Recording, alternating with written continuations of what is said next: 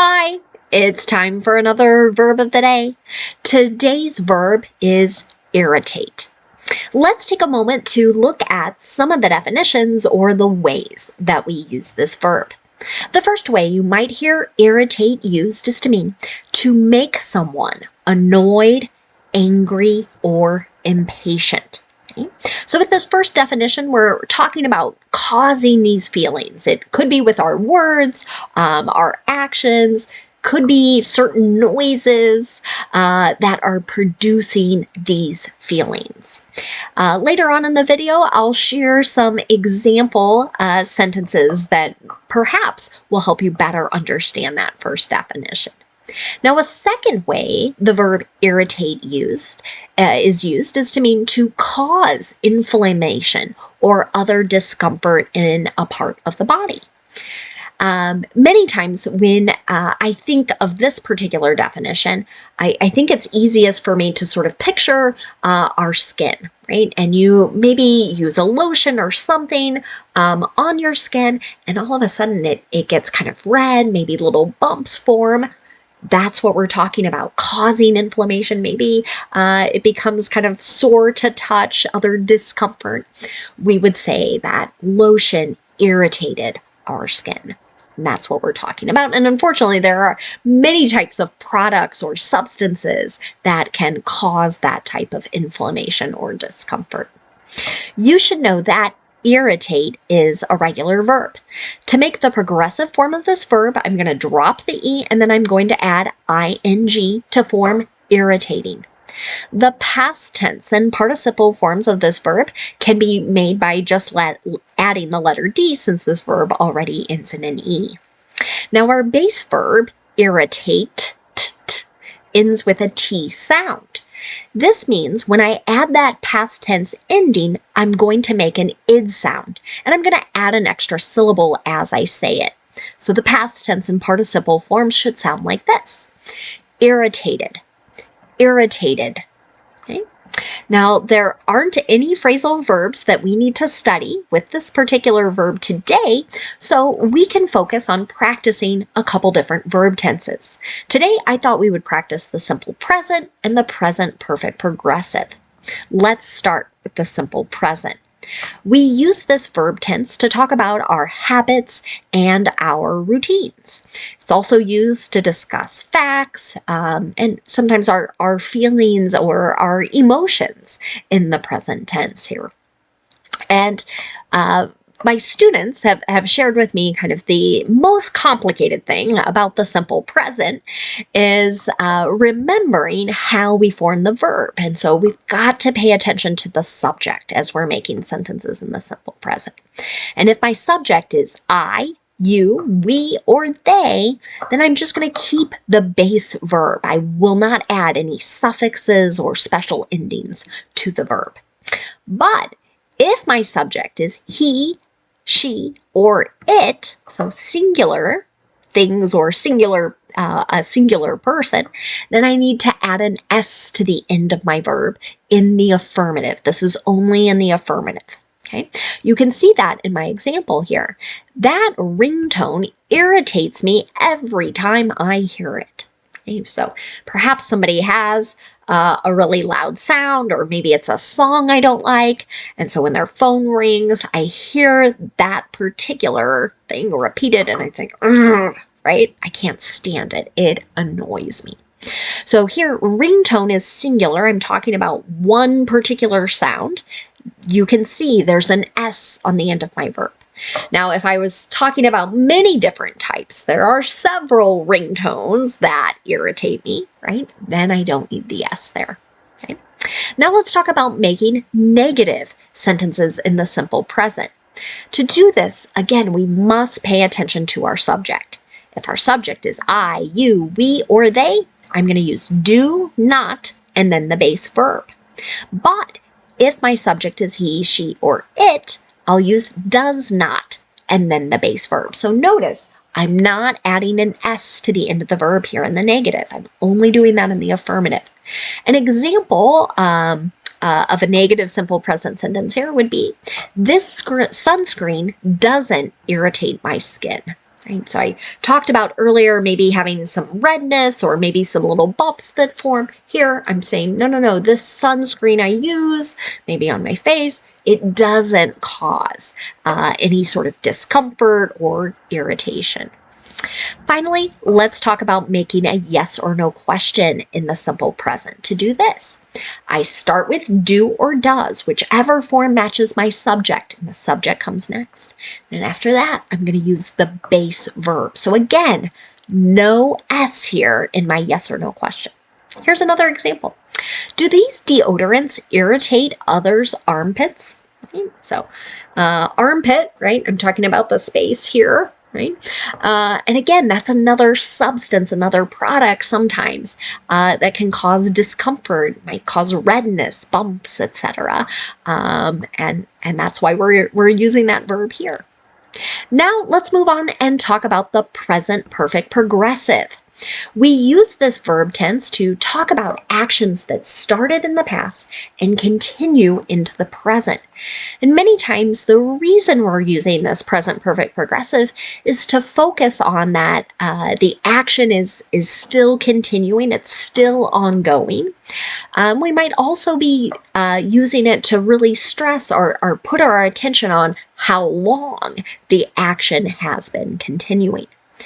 Now, some teachers and some textbooks will call this the present perfect continuous, and that is just fine.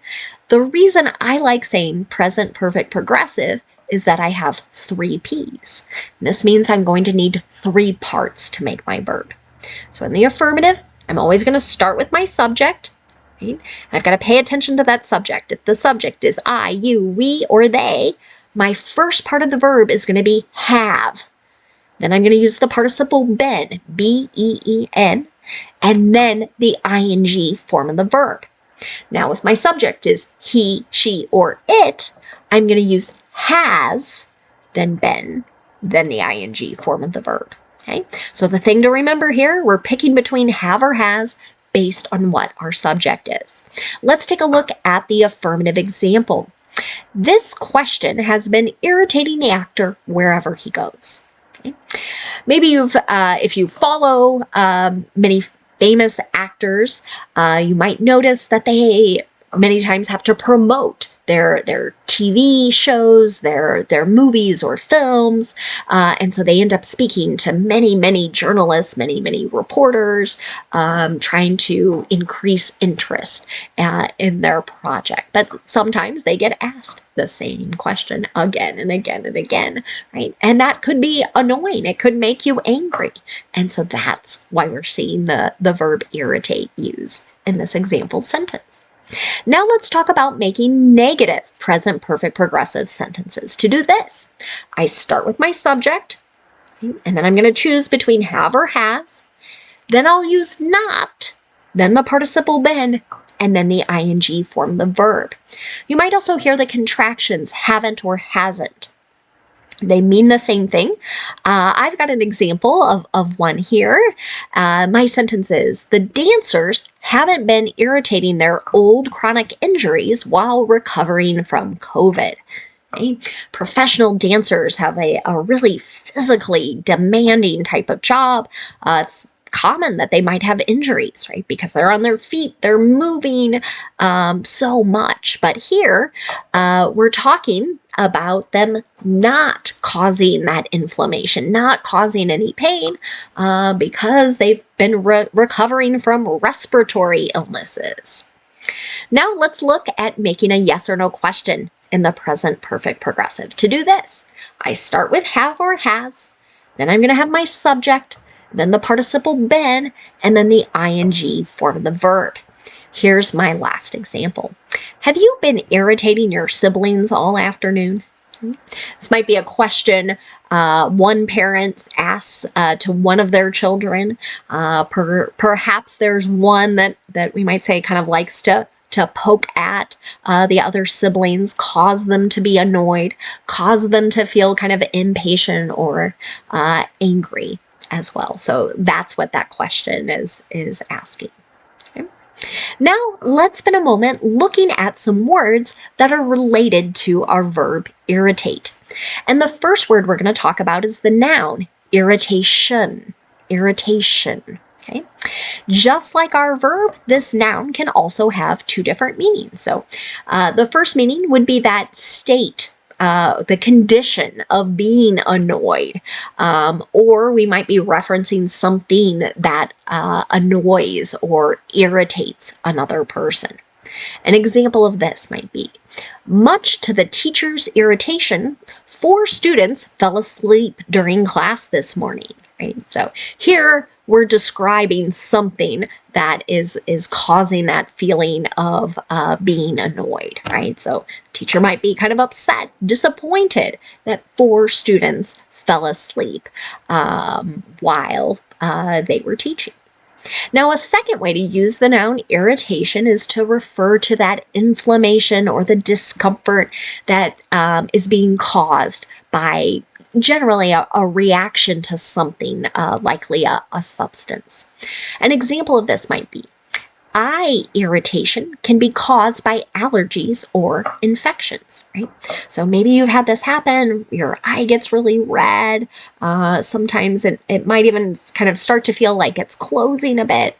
Could be the result of allergies, so kind of a substance in our environment, or it could be an infection, some kind of virus or bacteria that is causing that redness, causing that discomfort in one's eyes. Now, another related word you might encounter is the adjective irritating. Right? So we can use this word as an adjective to note something is causing those feelings of annoyance, impatience, anger, or it could even connect to that inflammation, right? Any sort of bodily discomfort. An example of this might be, the teen finds all her parents' questions to be very irritating. Right? So here, what I'm saying is the questions cause her to feel annoyed, impatient, and or angered. Might be all 3 of those emotions. Now, another related adjective that we can use and discuss here is irritated. And this is a question I get many times from students. When we have 2 adjectives, one that ends in ing, one that ends in ed, it can be a little confusing about which one to use. But the ing adjectives are always going to be describing something that causes the feeling, whereas the ed adjectives are going to be describing the person or the thing that has the feeling. So having this feeling of being annoyed, impatient, angered, or having some inflammation would be the meaning for this particular adjective. So let's take a look at another example here. The irritated teen stomped out of the room. So here I'm talking about a teenager who has these feelings of annoyance, impatience, or anger. Okay. My first example, I was describing what caused those feelings. So there is a small difference there, but both of these words tie back to the definitions we've been discussing throughout this video. I've got one last word for you today. It's the adverb irritatingly. So ly is the second suffix I've added to my root here. Very common suffix noting an adverb here. So this adverb is describing something that's done in a manner that causes those feelings of annoyance, impatience, anger, or it could be causing that inflammation or discomfort in one's body. An example of this might be, the ending of the movie was irritatingly disappointing. Right? So maybe this has happened to you where you're watching a particular story, you're really enjoying it, but the way the conflict resolves itself just doesn't feel good. You don't like the decision maybe the directors, the writers made in ending this story. And it might cause you to have those feelings. You're angered, you're annoyed, you're bothered by the way in which the story has sort of wrapped up. I know that's happened to me, but I really appreciate you watching today's video, and I hope you have a great day.